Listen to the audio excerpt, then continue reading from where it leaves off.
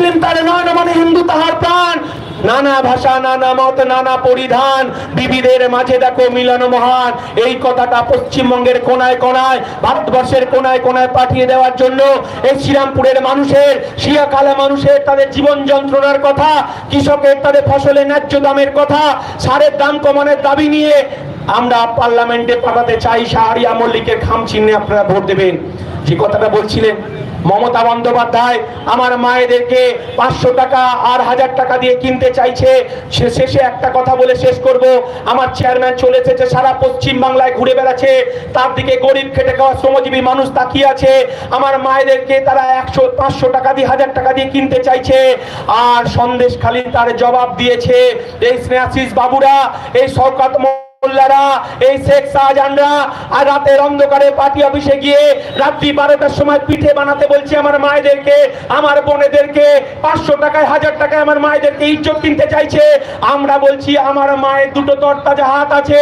Indian secular front বলছে আমার মায়েরা যাতে 5000 টাকা ইনকাম করতে পারে, 7000 টাকা ইনকাম করতে পারে, তার ব্যবস্থা করবে ইন্ডিয়ান সেকুলার ফ্রন্ট। আপনাদের কাছে আবেদন, আপনাদের এই পাড়ার ছেলেটার হাতকে শক্ত করুন। পশ্চিম বাংলায় সমস্ত ধর্মের মানুষের অধিকারকে পার্লামেন্টে পাঠান। এই কথা বলে সকলকে সংগ্রামী অভিনন্দন জানিয়ে আমার বক্তব্য শেষ করলাম। জয় হিন্দ, ইনকলাব জিন্দাবাদ, ইন্ডিয়ান সেকুলার ফ্রন্ট জিন্দাবাদ, নওশাদ সিদ্দিকী জিন্দাবাদ, আব্বাস সিদ্দিকী জিন্দাবাদ।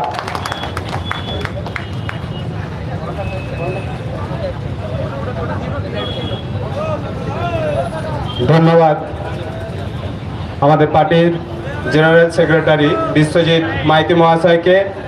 এখন আমাদের সকলের প্রাণপ্রিয় এবং সারা বাংলার একমাত্র প্রতিবাদী কণ্ঠ, অসহায় মানুষের প্রতিবাদী কণ্ঠ আমাদের ভাইজান এসে গেছেন। ভাইজানকে বরণ করে নিচ্ছে শেখ জিয়াউদ্দিন।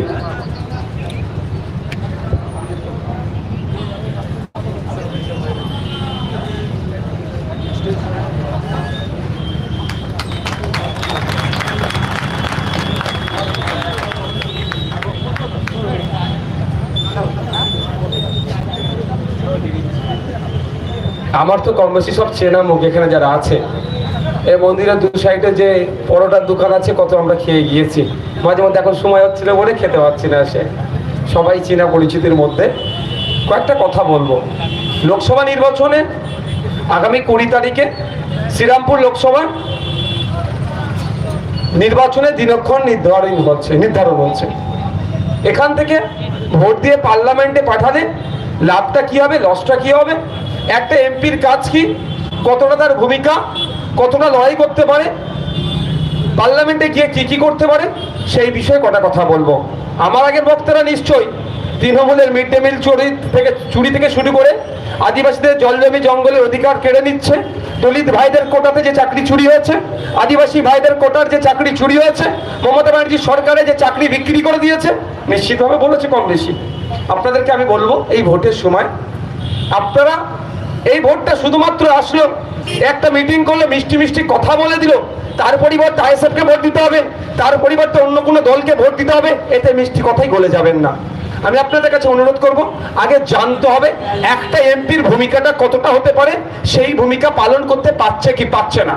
এখানকার যিনি বিদায়ী এমপি, বর্তমান তৃণমূল কংগ্রেসের এমপি, যিনি বর্তমান তৃণমূল কংগ্রেসের তিনি প্রার্থী, তো তার ভূমিকা, তার পারফর্ম লোকসভার মধ্যে কি করেছে আগে আমাদের জানা দরকার। আর একটা এমপির কাজটা কি। বন্ধুগণ যারা উপস্থিত হয়েছেন, মাইকের আওয়াজ যাচ্ছে, তারা শুনতে পাচ্ছেন। সর্বপ্রথম আমরা যেটা মনে করি, 3টে গুরুত্বপূর্ণ কাজ একটা এমপির কাছ থেকে আমরা আশা করব। প্রথম কাজ, যে এমপি নির্বাচিত হয়ে পার্লামেন্টে যাবে, সে পার্লামেন্টে গিয়ে তার নির্বাচনী ক্ষেত্রের যে সমস্ত সমস্যাগুলো আছে সেইগুলো উত্থাপন করবে। যেমন শ্রীরামপুর থেকে শুরু করে জাঙ্গিপাড়া, ওইদিকে বরগেছিয়া থেকে শুরু করে জগৎবল্লভপুর আপ টু ডোমজুর পর্যন্ত, এই যে 7টা লোকসভার 7টা বিধানসভার মানুষের, একটা বিধানসভার মানুষের এক এক রকম চাহিদা আছে, এক এক রকম সমস্যা আছে।